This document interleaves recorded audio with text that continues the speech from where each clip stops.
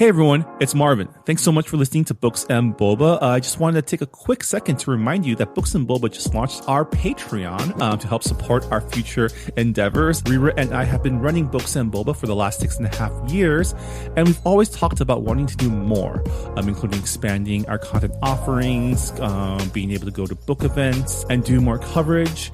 And so to help us get closer to those ambitions, we started a Patreon to help us grow and to better support books by Asian and Asian American authors. We are offering 2 tiers for our Patreon. The first is our regular Boba member coming in at $3 a month, which will give you access to our brand new Books and Boba Discord server so you can engage with your fellow Books and Boba Club members and also Rira and myself in real time. This is where we'll be aiming to move the bulk of our book club discussions, but rest assured we'll still have a presence on Goodreads as well.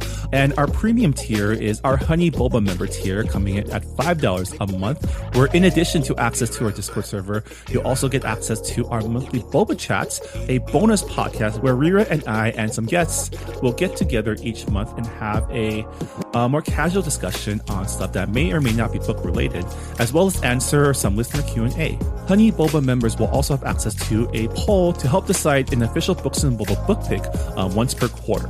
So if any of that sounds interesting to you, support Books and Boba on Patreon by going to patreon.com/booksandboba. As always, Rira and I really appreciate your support.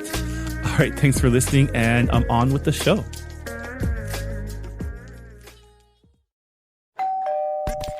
You're listening to Whoa! Potluck.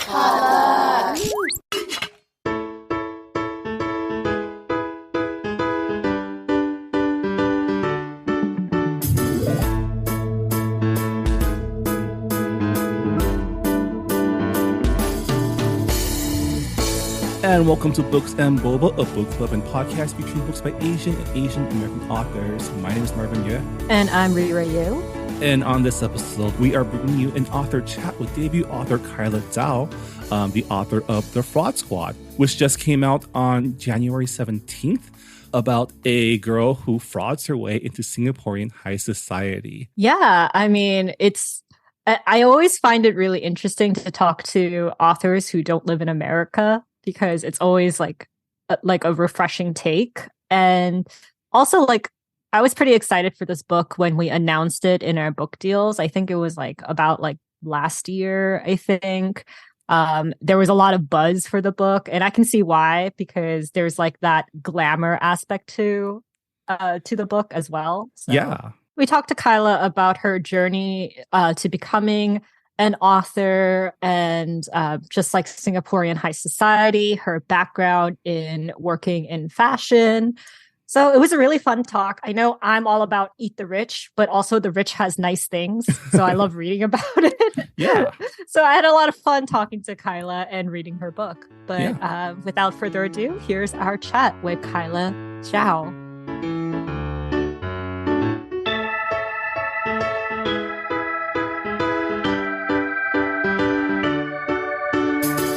And we're here with Kyla Zhao, the author of The Fraud Squad. Welcome to the show, Kyla.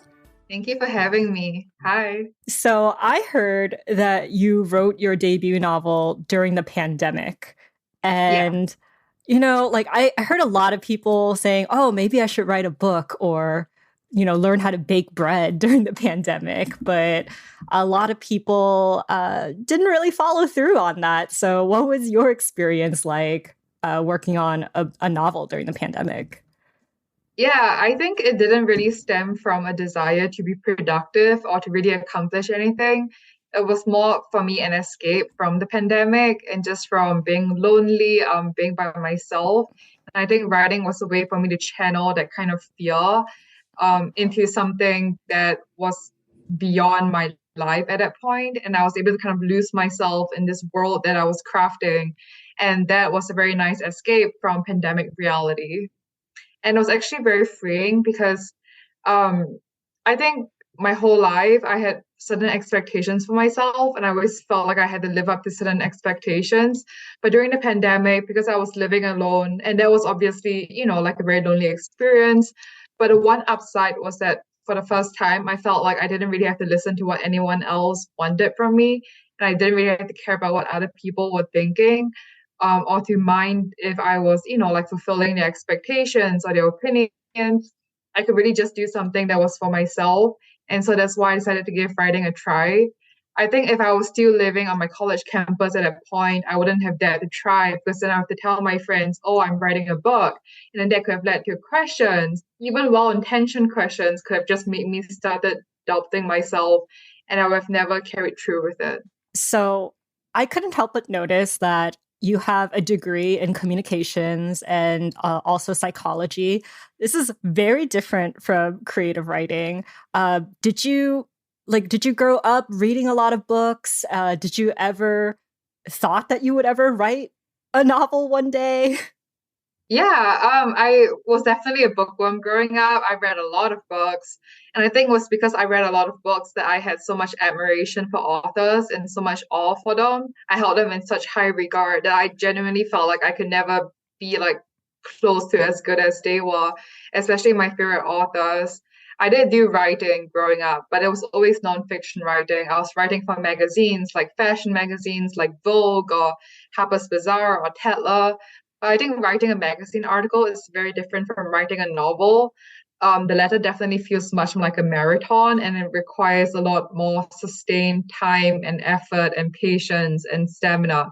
So it was a very new challenge to me. Yeah, I mean, you have a lot of bylines in all these great magazines, and now you have like you're a debut author now. I mean, what was that transition like to switch to a creative writing mode? Like, did you read up on creative writing? Did you take any classes, or was it all just like, I'm gonna sit down, I'm gonna write this book, and then poof? Yeah, I think I just kind of sat down and told myself that there was a certain kind of story I was really craving at that point in time in my life.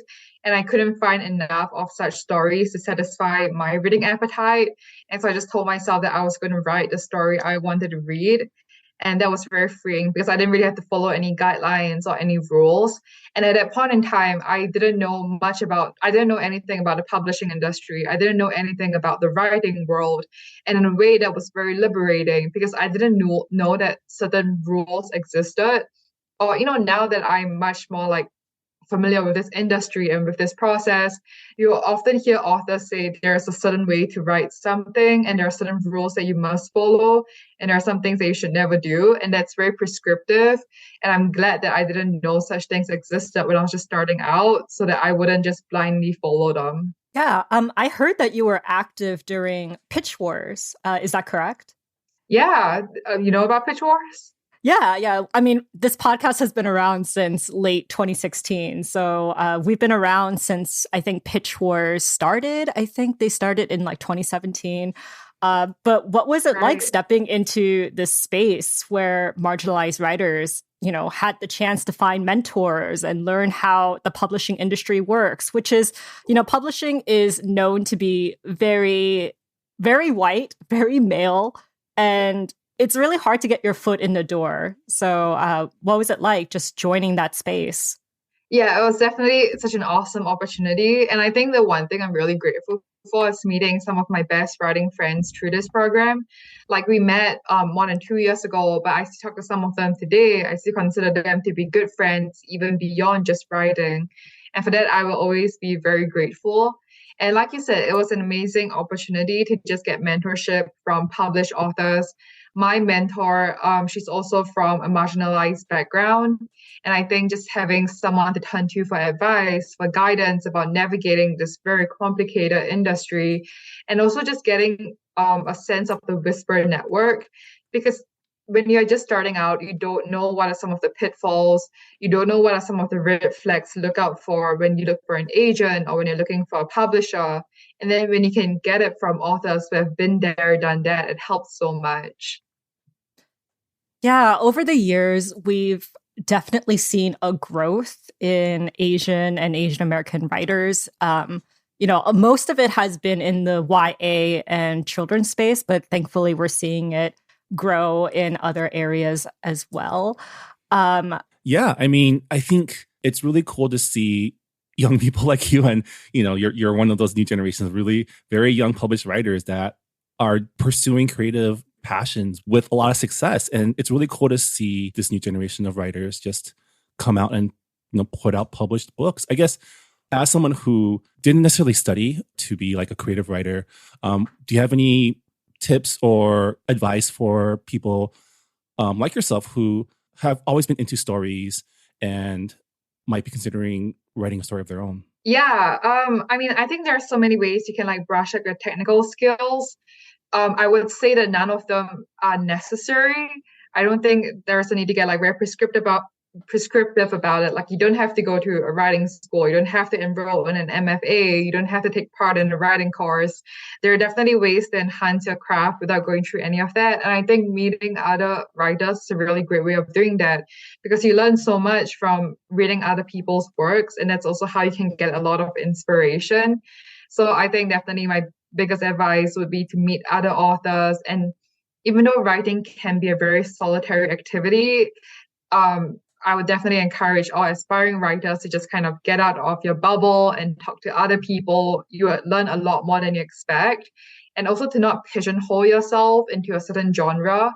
Like just because you're reading YA doesn't mean that, sorry, just because you're writing YA doesn't mean that you cannot read like adult novels or like middle grade novels and vice versa. Just because you're writing fantasy doesn't mean you cannot read horror or romance. I think that's something you can learn from everyone and from everything. Yeah, I mean, speaking of young writers, you're the second Asian American author I know who went to Stanford and decided to write a novel during the pandemic. I mean, like Grace D. Lee, the author of Portrait of a Thief, she wrote during the pandemic, and she goes to Stanford right now for medical school.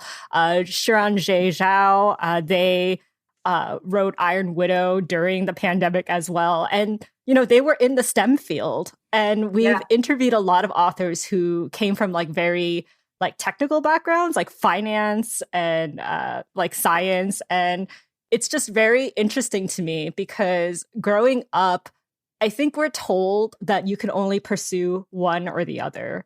And the possibility of doing both, it's never kind of like been an option, especially for Asian Americans. Yeah, exactly. I think growing up, I had a very clear idea of what an appropriate career was meant to look like. But I think, like going through the pandemic, that kind of blurs a lot of boundaries, and that kind of changed a lot of people's perception of what a 9 to 5 job must be, or what a career must be, or what an occupation must be. It led to the rise of, well, I don't want to call it that, but the rise of side hustles. And I think it did show that you could pursue other passions on the side, you could pursue other hobbies.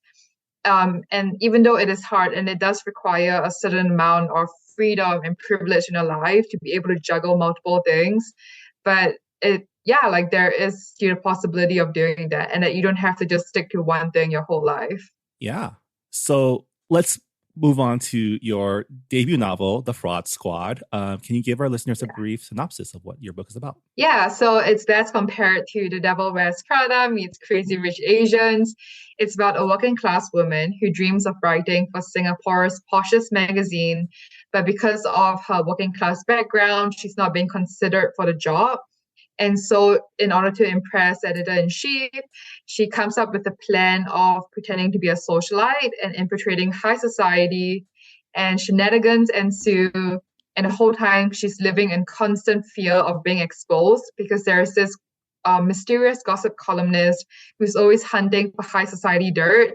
And of course, there are other socialites around who are determined to bring her down. Yeah, I mean, you mentioned how your book was like pitched as Crazy Rich Asians meets Gossip Girl and Devil Wears Prada, but it also kind of reminded me of Inventing Anna, which was based on the false New York socialite Anna Sorokin, and also there's a lot of Asian fake socialites. I've heard stories about like Chinese influencers who like managed to snag a billionaire and be able to like defraud them. And I just thought it was really interesting. What was your specific inspiration for the book? Yeah, I mean, I feel like everyone thinks inspiration came from Inventing Anna, but when I was writing this book in like summer of 2020, Inventing Anna wasn't out yet. Most people, including myself, have not heard of Anna Sorokin. I also did hear about those like Chinese like fake socialites. There are even these like socialite boot camps in China that teach women how to appear wealthy in order to like cook a wealthy man. And so I knew of these stories, but I think my starting inspiration came from Crazy Rich Asians, which is one of my favorite books. And I just asked myself, like, what if this story was told from the perspective of an outsider who wants to be a part of high society, as opposed to in the book itself, the main character, Rachel Chu, she's an outsider and she wants nothing to do with it. She wants to stay as far away from it as possible. So I was just taking that scenario, but kind of flipping it upside down. Yeah, our listeners, if you don't know already, Kyla is from Singapore. Yes. I'm just curious, like Crazy Rich Asians has been so influential in the Asian American sphere, but we don't really get to hear a lot of opinions from Singaporeans. Like, what was your thoughts when Crazy Rich Asians came out, like book and movie wise? Like, what are your thoughts on the impact? Yeah, I honestly loved it so much. It was really like my first time seeing a book that has been published like globally and seeing places and street names that I recognize in a book. Like, because, growing up, almost all the books I consumed were published in the West. And so I grew up reading a lot about Manhattan and Fifth Avenue and London and Los Angeles and California. But I never really saw one that reflected my hometown or even mentioned my hometown. And so to see something like that enter mainstream popularity, and for people like at my school, like non-Singaporeans, to actually realize that there is this country that exists called Singapore, I think that was a pretty proud moment for me. And I just think it's such a fun book. It's very vibrant. It's definitely not representative of most of Singapore, just because it is about like a very elite group.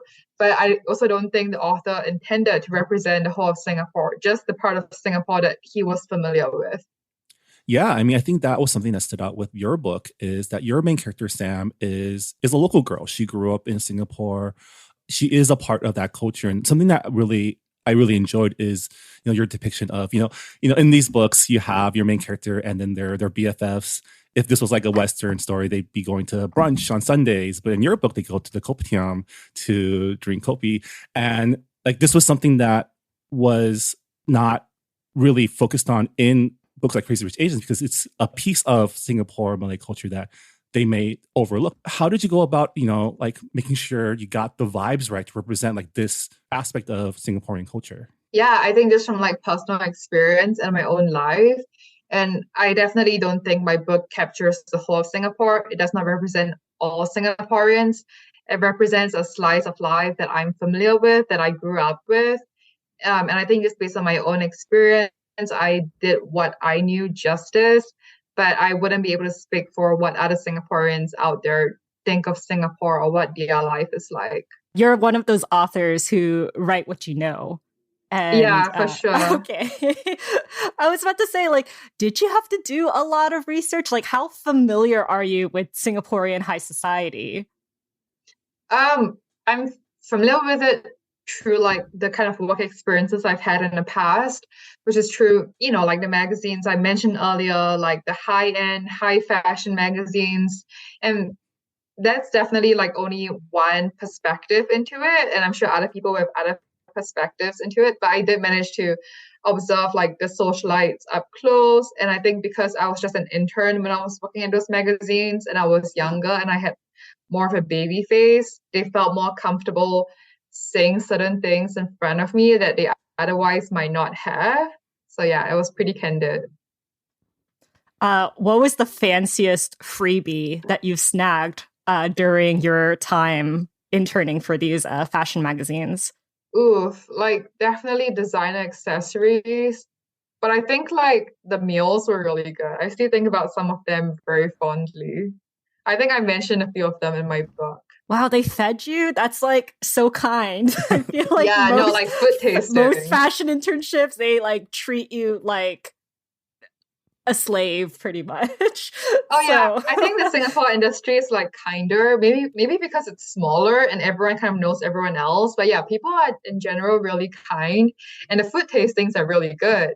But it's always weird because I come from like a fashion magazine and I'll go to a food tasting, then there'll be people from like professional food magazines with like their fancy camera equipment, and it was always very intimidating. And they would know all those like fancy culinary terms, and I'll just have to try to keep up. Yeah, I mean, sometimes stories about high society fashion, they get a little bogged down sometimes with like all the descriptions of all the name brands and all the fancy things that people drive and wear. And I felt like your story strikes a pretty good balance on not getting bogged down by those things. How did you go about writing a story about like inaccessible wealth in a very accessible way? I don't think I really thought very consciously about it. I just kind of wrote it in a style that I would want to read.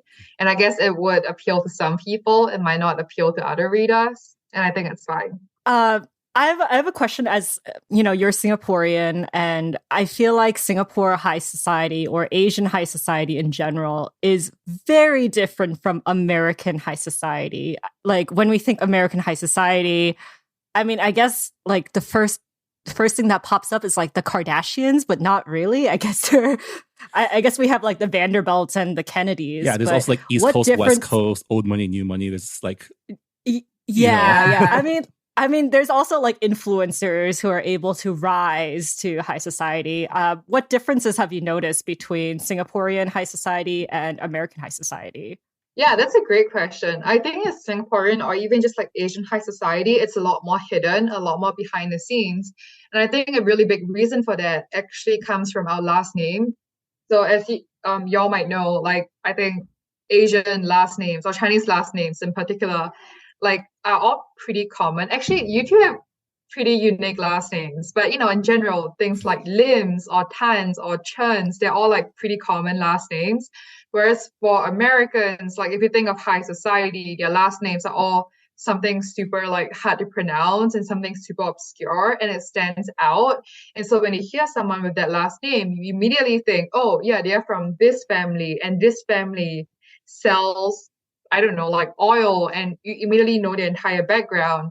Whereas in Singapore, you'll run into someone and they'll mention their last name, and like 50 other people with the same last name. And that's why I think it's a lot easier for people from very wealthy backgrounds to just kind of like get by as a normal seeming person. And also, I think fashion does play quite a big role, because I think in countries where there are like the 4 seasons, there's more reasons to dress up. But in Singapore, it's summer all year round. Everyone wears shorts and t-shirts. So, there's not really much opportunity to showcase your designer fashion when you have to wear the same thing as everyone else. I remember visiting Singapore in January once, and it was like 90 to 100 degrees out. But all of the stores were selling winter clothes. They were selling coats and jackets, and I forgot to pack shorts. So I had to I think I ended up going to a Gap and finding shorts there. But I went to like 5 different places and couldn't find any shorts to wear. Yeah, I think once in December, the temperature dropped to like 70 and it made front page headlines. People were like, Singaporeans do not know how to deal with cold weather. It's like 70 degrees and people are in like huge puffer coats. That's hilarious, considering like my college roommate is Singaporean, and she used to tell me like how she would have to like take 2 showers, like one shower in the morning before she goes to school, and then like another shower when she came back home. Because I did it too. Drenched in sweat. Oh, okay, no. Oh, I thought you meant like hot shower, which is so cold. Like I'm freezing right now, and I'm in California. Yeah, I mean, Californians also get a bad rap of not being able to handle extreme weathers too. So yeah, that's true. It was raining quite a bit, and yeah, we all freaked out. That is something we used. I keep saying this. When I was a kid growing up in LA, we had rainy seasons. It's just the past decades we didn't have any rain, so everyone there's a whole generation of kids who grew up not experiencing it, and that's why we get this reputation. But compare that to Asia, like Taiwan, Singapore, where it rains all the time. It definitely is a change. It really is. Speaking of Singapore, I noticed that because your main character Sam, is from a working class background, she deals a lot with subsidies from the government, and Singapore government is something that is not very familiar for a lot of readers in the West. We know Singapore as like a city-state in Southeast Asia. It's where Crazy Rich Asians takes place. And, people know about the hawker centers and the plastic bag coffees because of travel shows, but that's kind of the extent of what people know. But, Singapore is a very, it's prohibitively expensive to live in Singapore, right? Unless you have a lot of government subsidies, especially for, the people who live there. And I thought it was really cool that your book explores those aspects of Singaporean life. Like, was it important for you to make sure that this side of Singapore was also represented? Yeah, definitely. Like, for instance, one thing that all Singaporeans would know about is our public housing scheme. Like, most people live in public housing apartments that are built by the government, and they're cheaper than private apartments. But it was actually pretty hard for me to describe what they're like, because I don't know if there's really an equivalent in America or in the West, where most people would stay in these sort of like high-rise buildings that were just like entirely that are partly funded by the government. And that was something that was a little bit hard to describe in my book without going into a lot of technical detail or without using a lot of acronyms. And also, there is this one common feature in Singaporean apartment buildings called the void deck. I don't know if you have it here in America, but it basically refers to the ground floor. And no one stays on the ground floor. It's like just this empty communal space that people would like just like walk around in at night, or they would like hang out. And that was like a really unique feature that I had to that I had to take a little longer to think of how to explain it in a way that would be understandable to a non-Singaporean. Yeah, so just like little things like that.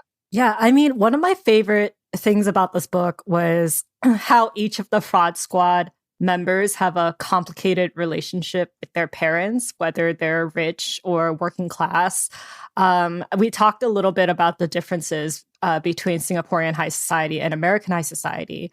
And I think one of the main differences is just how strictly gender roles and like this notion of legacy is entrenched deeply in the parents' expectations of their children's career and lifestyles.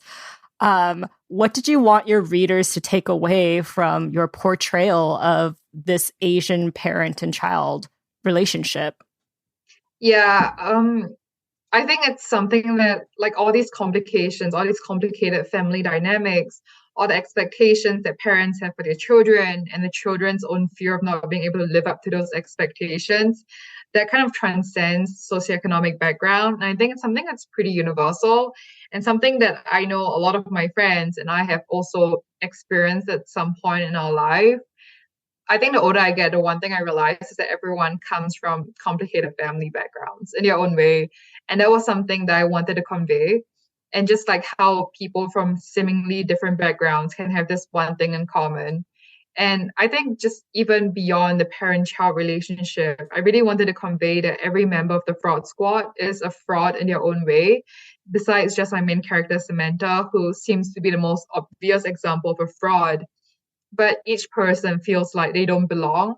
Each person aspires to have something more, and they're willing to go do certain extreme things to get what they want. Yeah, I mean, this book has been kind of pitched to me as a romance, and I was like, I don't think this is a romance. Because one, I mean, it has 3 people on the cover. Yeah, that's why I wanted them to include 3 people, because I didn't want people mistaking it for a romance. But then, I got feedback that some people thought it was going to be what do you call it? Like a triple? Oh, like a like a 3 people couple? Yeah. And I was like, no, this is not meant to be a romance. Like, this is very much women's fiction, with the focus being on my main character.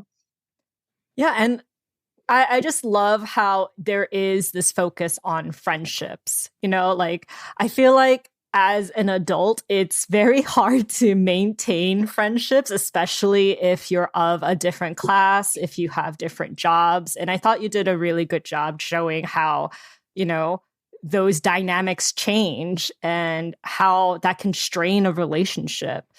Yeah. Like when I moved from Singapore to California to attend Stanford, I was leaving, my family behind, my friends behind.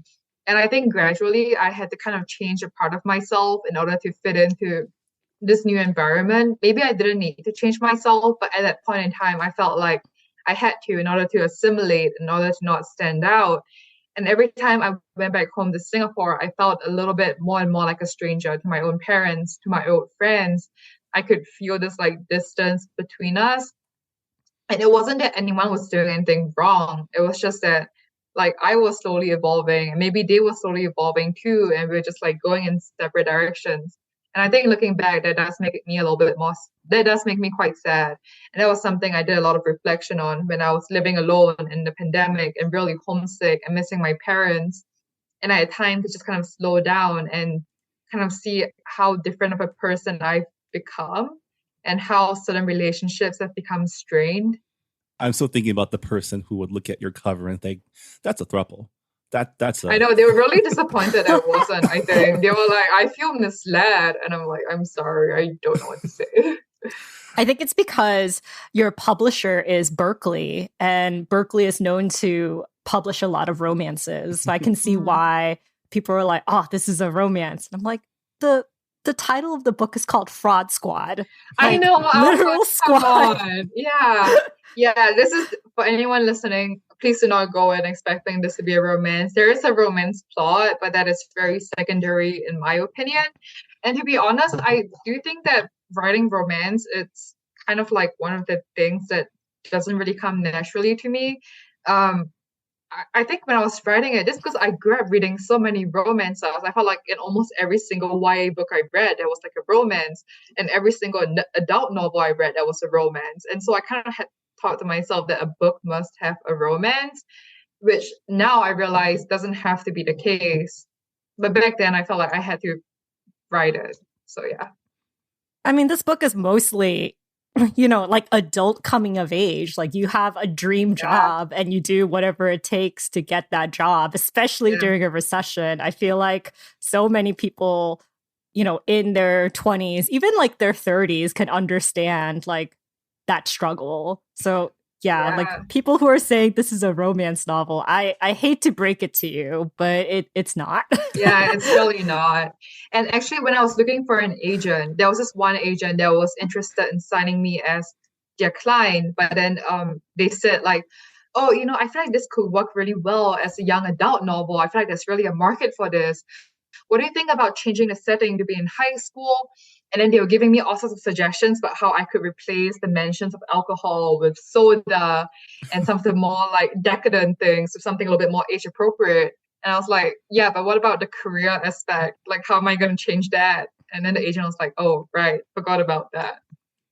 Also, like, do they realize that in Singapore and Asia, all you do is study until college? Like, you do not have freedom. So it's like, where would they have all of these parties? Where would they have the free time? I know. And I think the housing in Asia or in Singapore is very different. Like most people live with their parents till, I don't know, like their mid-20s or late 20s. Like you're not going to be able to just bring a whole bunch of people back home to party unless you're super wealthy, which, I guess you could get away with that. So your book mentions Pygmalion and its modern adaptations, My Fair Lady and Pretty in Pink.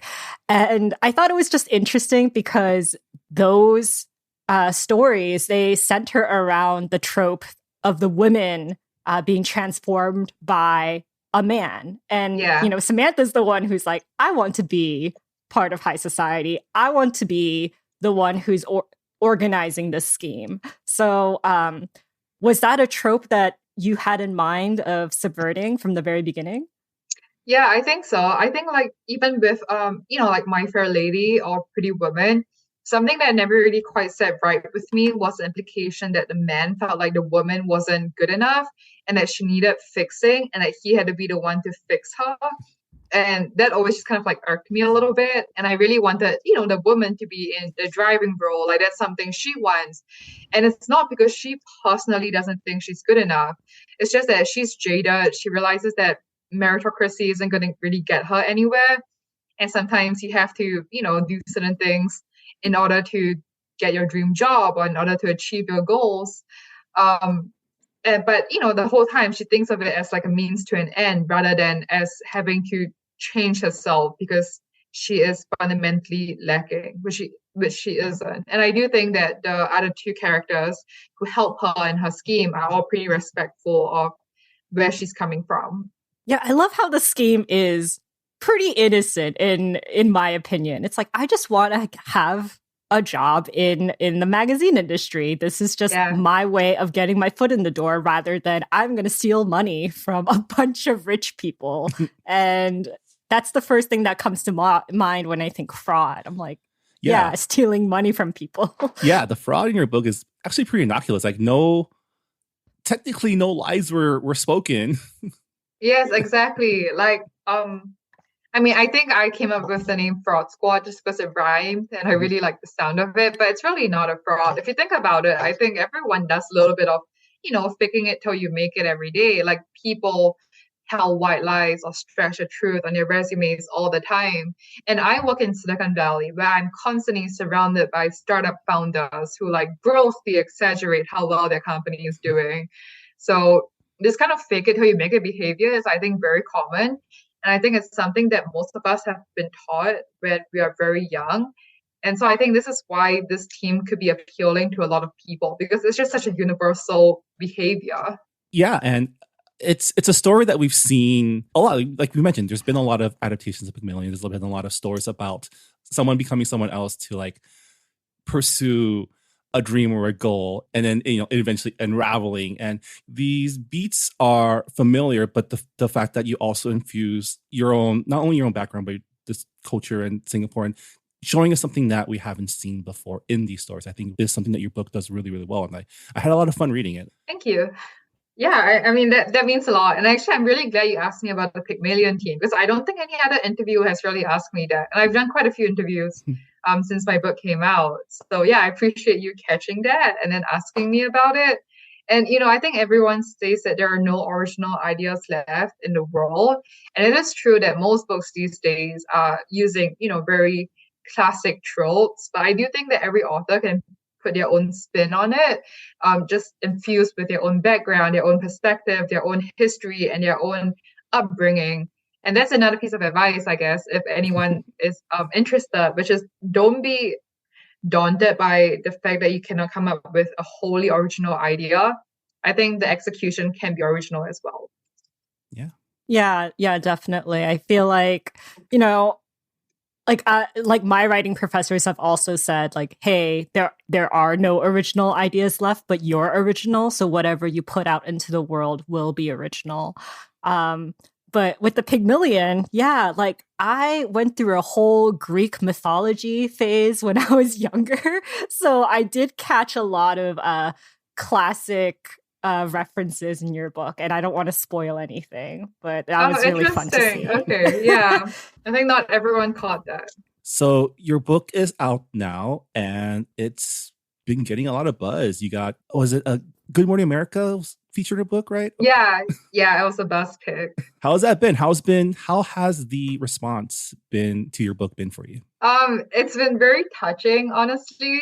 Like, I think just, knowing that people beyond myself or my publishing team are reading it, like that's such a bizarre thing to even imagine that something I created is now being consumed by people I don't even know from all around the world. It's very humbling. It's very touching. It's very validating. It's just such an awesome experience, very once in a lifetime. And it's definitely been a whirlwind. And I'm just glad that I have a great support system around me because this is something that's really hard to go through alone. There are so many highs and so many lows. And I think this emotional upheaval is a lot for most people. So having friends around you that you can count on and having friends whom you knew before you became an author is so important. Because it really does remind you that there's something way more than just publishing out there, that your life and your world and who you are as a person is so much more than this one book you've created. Yeah, I mean, you talk about like highs and lows and, like this is your debut novel, but you were able to score a 6-figure deal and it was with Penguin Random House. And that's not something that a lot of authors, especially debut authors, can boast. So like, how did it feel when you got the news? And did you feel like a lot of dread while you were writing a book that was getting like so much attention from the publishing industry? Yeah, I mean, I just want to say that the six-figure deal, honestly, a lot of credit goes to my agent, Alex, who is very amazing at what she does. She's like such a business woman, and she really knows how to get the best deal for her clients. So all props to her. And I think my book came at a time when there was already um, Asian adult authors who are already making a name for themselves, and it kind of showed the publishers that there is a market out there for my stories. Maybe a few years ago, it wouldn't have been the case. So yeah, I think having people like Kevin Kwan or Grace Lee or Jesse Sutanto to pave the way really helped as well. And yes, it is stressful having expectations. I think that I'm a better writer now than I was when I wrote this book, which is like 2.5 years ago.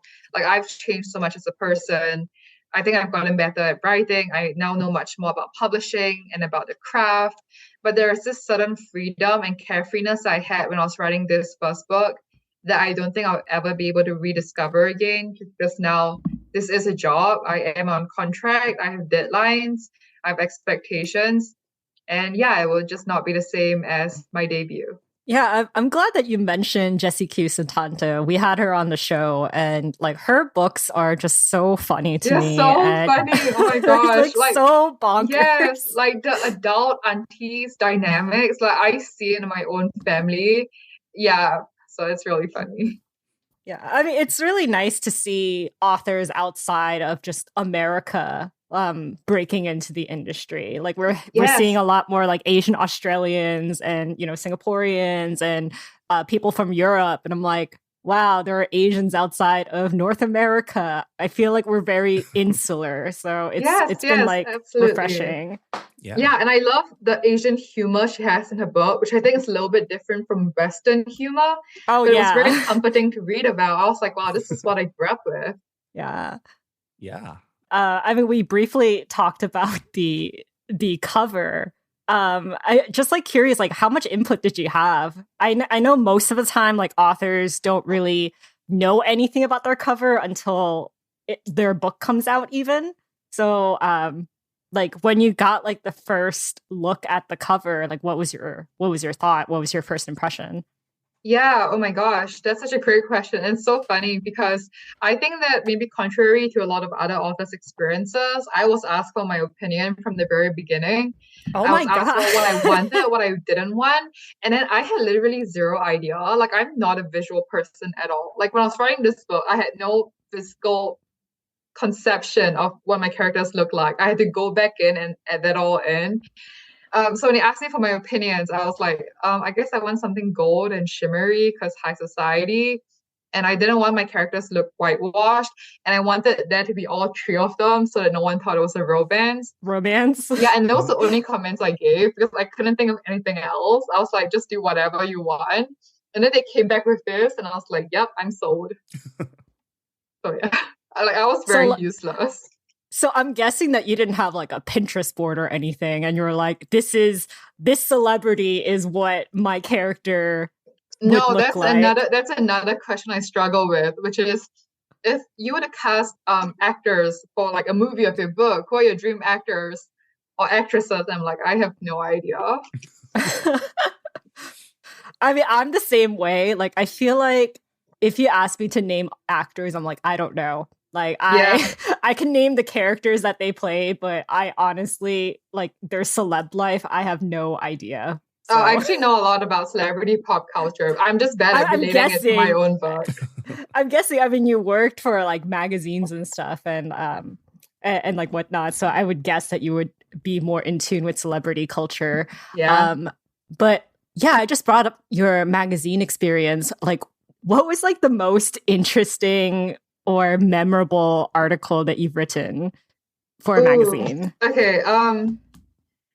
Okay, so article I've written, it was actually for Vogue Singapore. It was actually around this time this book deal was announced, but unrelated.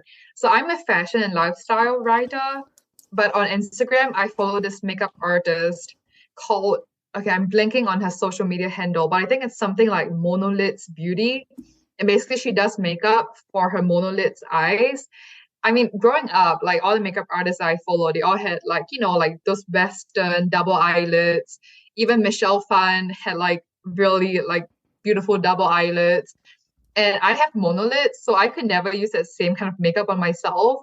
And I always just wonder like why it looks so weird on my own face. So when I discovered this Instagram makeup artist, I was so excited. And even though I don't write for beauty and they really have their own writers, I really wanted to pitch the story. And it took like a few weeks to get it approved and then to reach out to her and everything. But I managed to interview her, and that was really exciting. So yeah, but besides an article, another thing that I did that I really liked was actually being a hand model. So I was a hand model on two separate occasions. One was for a jewelry brand, one was for like a perfume brand. And it's just a very bizarre experience being the one doing the photo shoot. That's really interesting. Wow, you must have like beautiful hands then. Like you I really moisturize. don't. I don't. I think I just got roped in because it was like the pandemic and it was like hard to find models, and I just happened to be there and available. So yeah. Yeah. So what are you working on now? Can you tell us about your upcoming projects? Yeah, so I have two more novels. One's an adult novel. They both come out from Penguin Random House. So my next adult novel comes out at the end of this year. I think it's November, tentative. And it combines my two favorite things, fashion and Silicon Valley, which is where I currently work.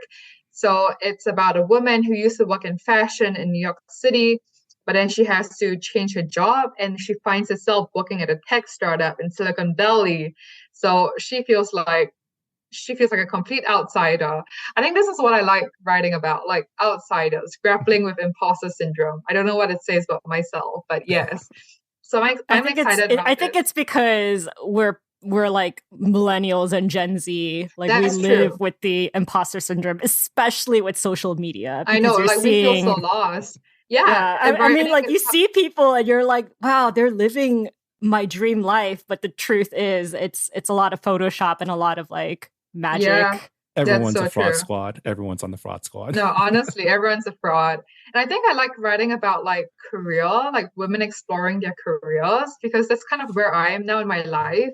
Like when I wrote the fraud squad, I was looking for a full-time job. I was heading to my last year of university.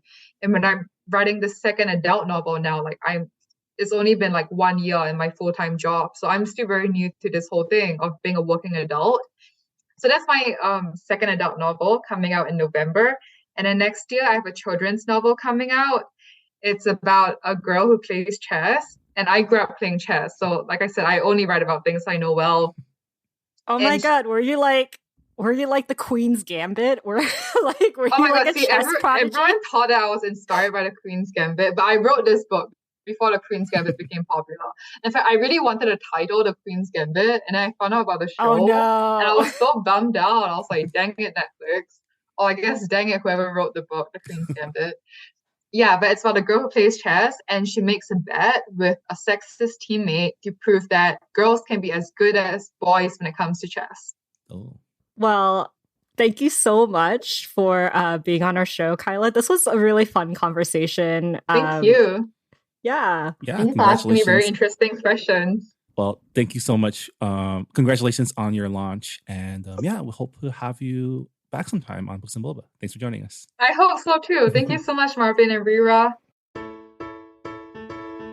And that was Kyla Zhao, the author of The Fraud Squad, available now at booksellers everywhere. As always, you can also pick up her book at the Books and Boba bookshop, where all of your purchases will go to support your local bookstores, as well as the Books and Boba book club. I guess before we go, Rira, can you remind us what we're reading for book club for the month of January? All right. So December, we started reading the first 12 chapters of Babel by R.F. Kuang. And for this month, we'll be reading the rest of the book. So we will be spoiling the entire second half of the book. A lot of stuff happens. So I am very excited to talk about it with you, Marvin. Yeah. And that episode will be coming up probably, if not this week, then next week. So please stay tuned for our exciting conclusion to our discussion of Babel by R.F. Kuang. On that note, thank you so much for listening to Books and Boba. And we'll see you all then. Bye, everybody. Bye.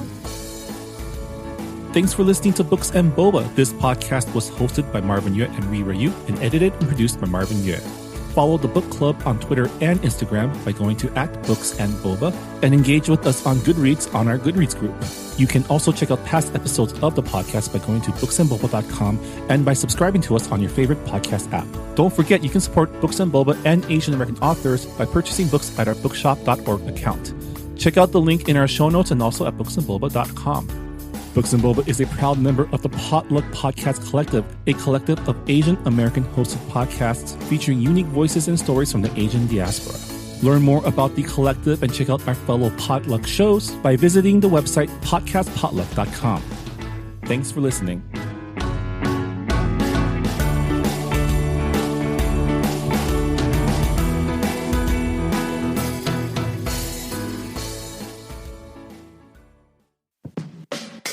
Hey, I'm Phil Yu, and you may know me from a blog called Angry Asian Man. And I'm Jeff Yang, author, journalist, and celebrity dad. We host a podcast called They Call Us Bruce, an unfiltered conversation about what's happening in Asian America. Each week or so, we host a discussion about some of the most vital and interesting topics in our pop culture and our community, bringing in guests who are shaping and informing this thing called Asian America from Hollywood to D.C. and beyond. We got media, entertainment, food, family, politics, representation. The good, the bad, the WTF of it all.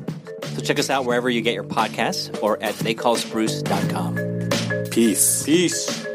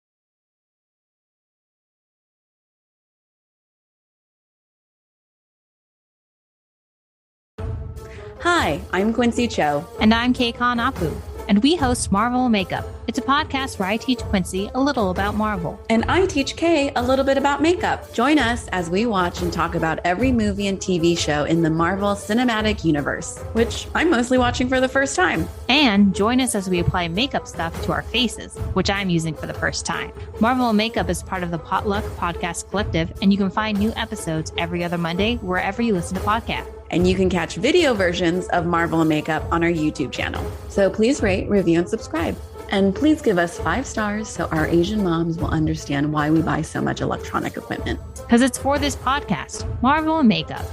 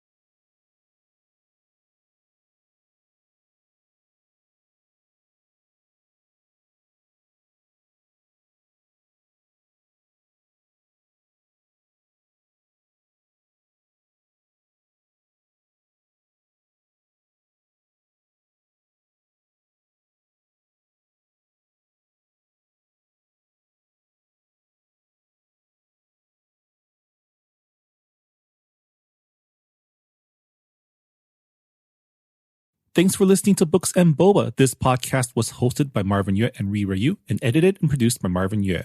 Follow the book club on Twitter and Instagram by going to @BooksandBoba and engage with us on Goodreads on our Goodreads group. You can also check out past episodes of the podcast by going to booksandboba.com and by subscribing to us on your favorite podcast app. Don't forget, you can support Books and Boba and Asian American authors by purchasing books at our bookshop.org account. Check out the link in our show notes and also at booksandboba.com. Books and Boba is a proud member of the Potluck Podcast Collective, a collective of Asian American hosted podcasts featuring unique voices and stories from the Asian diaspora. Learn more about the collective and check out our fellow Potluck shows by visiting the website podcastpotluck.com. Thanks for listening.